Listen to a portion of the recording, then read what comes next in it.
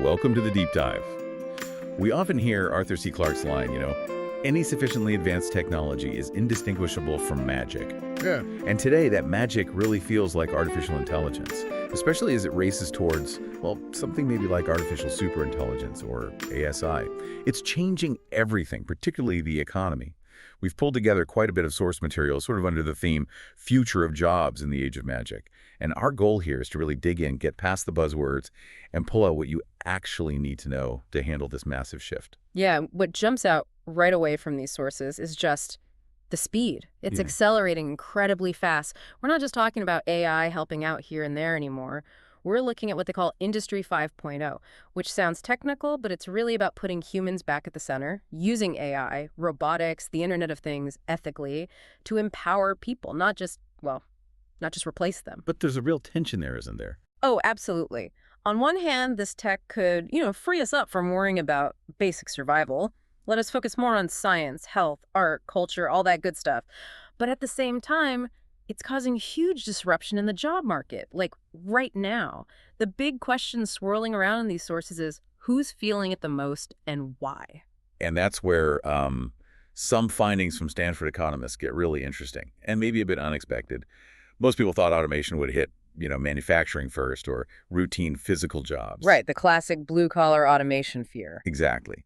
But the data, especially around generative AI or Gen AI, points somewhere else entirely. The biggest negative hit, the deepest job cuts.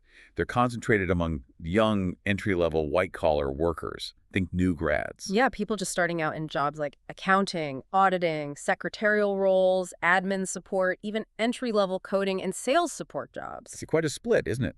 Because the data shows that since late 2022, jobs for these new graduates in roles that are, frankly, easier to automate, they've dropped sharply. But, and this is the fascinating part, older, more experienced people doing the exact same jobs.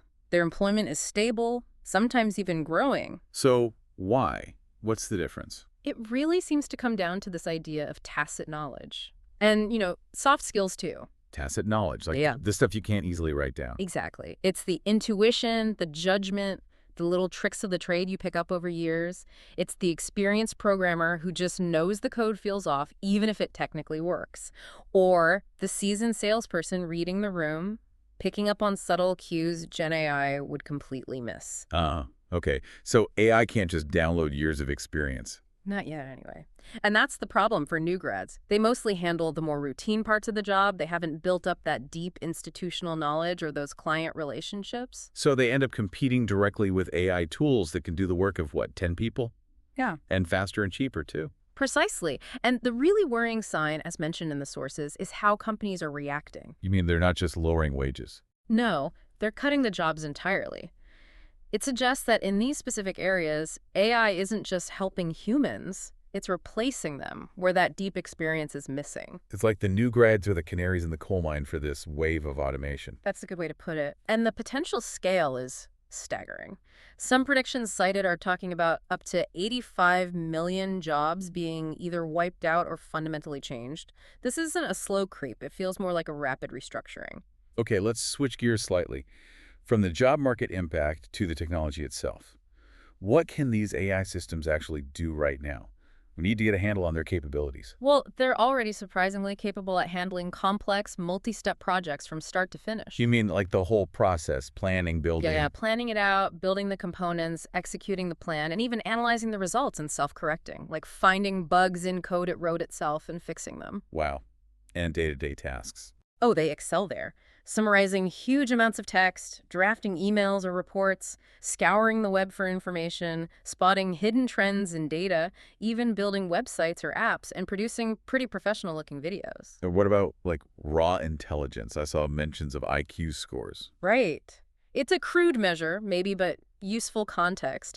Sources note that some AI models are now consistently scoring well above the average human IQ range of 90-110. They're pushing into the 130-plus range, which is typically considered genius level on those kinds of tests. Okay, if they're scoring in the genius range, Why are there still so many questions about their reliability? Why aren't they just perfect? That's a really important question. It gets at the difference between raw processing power and, well, genuine understanding or reasoning. This brings us back to something called Moravec's paradox. Moravec's paradox. Let's refresh my memory on that one. Yeah, sure. It's the observation that things humans find hard, like complex math, logic puzzles, analyzing huge data sets, are actually pretty easy for computers. But the things we find incredibly easy, things we do without thinking, walking, catching a ball, recognizing a friend's face in a crowd, understanding subtle social cues, those are incredibly difficult for AI. Why? Because those easy human skills are built on millions of years of evolution. Our brains are exquisitely tuned for sensory processing, motor control, social interaction in ways that are computationally very complex to replicate. So a machine can ace a calculus exam, but might struggle to, say, understand why a joke is funny. Exactly. Or navigate a cluttered room reliably. We see these limits in benchmark tests, too. Things like PlanBench, which test the ability to plan and execute multi-step logical tasks reliably. AI still often fails these kinds of complex reasoning tests. Which means you wouldn't want it making critical decisions in high-stakes situations. Precisely. Like complex legal arguments or tricky medical diagnoses where absolute precision and sound logic are non-negotiable, there's still a gap. And this ties into something else the sources highlight, which sounds kind of scary, actually. The black box problem. Yeah, that's a big one.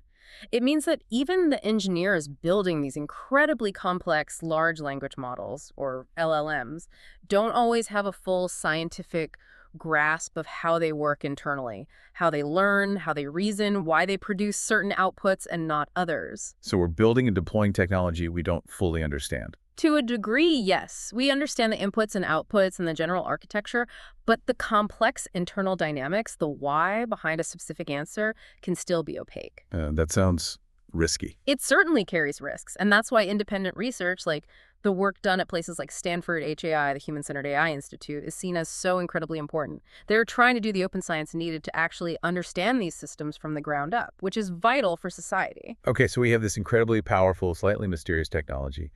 How on earth do we prepare people to work with it? The sources seem pretty clear that people don't want full automation takeover. No, they want partnership, AI partnership. But that fundamentally changes what an entry-level job looks like. How so? The expectation, increasingly, is that you need to be productive almost immediately. But not necessarily by doing the basic task yourself. It's more about supervising a whole team of AI agents or software coworkers. Like managing a digital workforce. Kind of, yeah. Governing the behavior of autonomous agents, making sure the AI is doing the right task correctly and ethically. The job shifts from execution to oversight and management. That sounds like it requires a whole new skill set. It absolutely does. And it's driving the rise of what some are calling the gray-collar workforce. Gray-collar. Okay, explain that one. Think of it as bridging the gap between traditional blue-collar manual skills and white-collar office analytical skills. Gray-collar workers have this hybrid skill set. They need strong technical knowledge, often specialized training like certificates or associate degrees, but they also apply it in very practical, hands-on ways. Can you give some examples? Sure.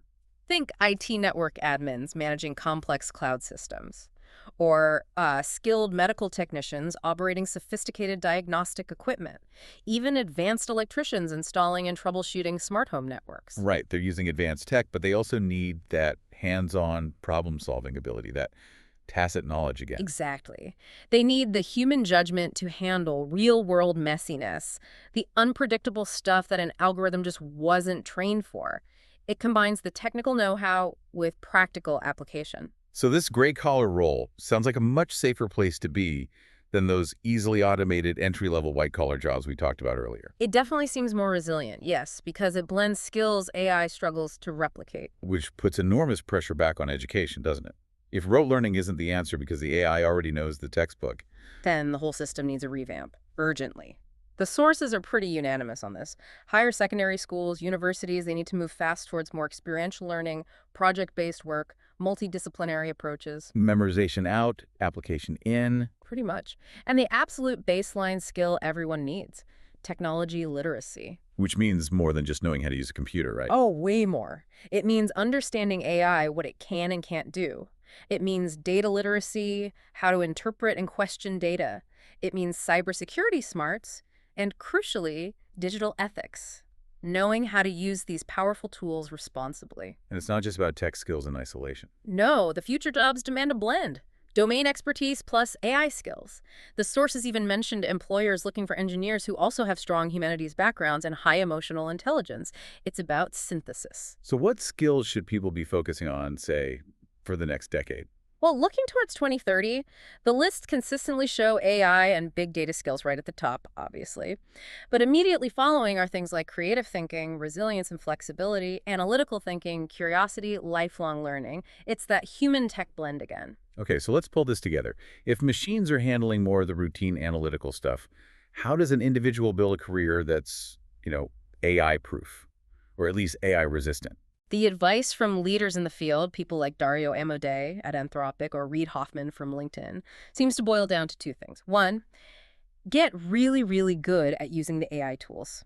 Become a master operator. And two, Two, double down on the things AI can't do. Cultivate those uniquely human skills. because that prediction about half of entry-level white-collar jobs potentially disappearing, that's pretty stark. It is. So the focus needs to be on what the sources call the four non-replicable skills: emotional intelligence, ethical judgment, genuine creative expression, and intention having purpose beyond just efficiency. AI can write code, but it can't build trust over years. Exactly. It can analyze data, but it can't build what the sources call authentic personal authority. That comes from your reputation, your relationships, your credibility, built up over time through human interaction. So paradoxically, in an age of super smart machines, our deeply human qualities become more valuable. That seems to be the core message.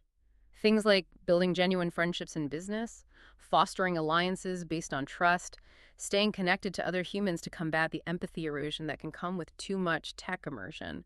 These become economic differentiators. It's about creating a kind of hybrid intelligence. Precisely. Combining the computational power of AI with our uniquely human ability to see the bigger picture, understand context, apply ethics, feel empathy.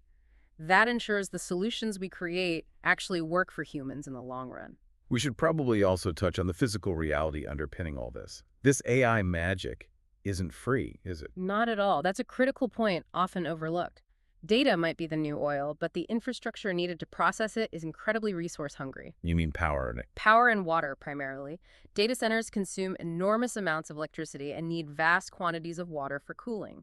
The current AI boom is already putting a noticeable strain on utility grids and water resources in some areas. And the big tech companies are pouring money into building more infrastructure. Billions. Estimates cited suggest around $300 billion being invested just this year into building out the physical backbone for AI, data centers, chips, networks. So discussions about AI's future are also about resource allocation, energy policy, environmental impact. It's all connected. Okay, so looking ahead, the path forward involves becoming, what do you call them, human tech integrators? Yeah, people who can effectively bridge that gap between machine capabilities and human needs and values. It's about blending technical fluency with those core human skills, critical thinking, creativity, emotional intelligence, ethical reasoning.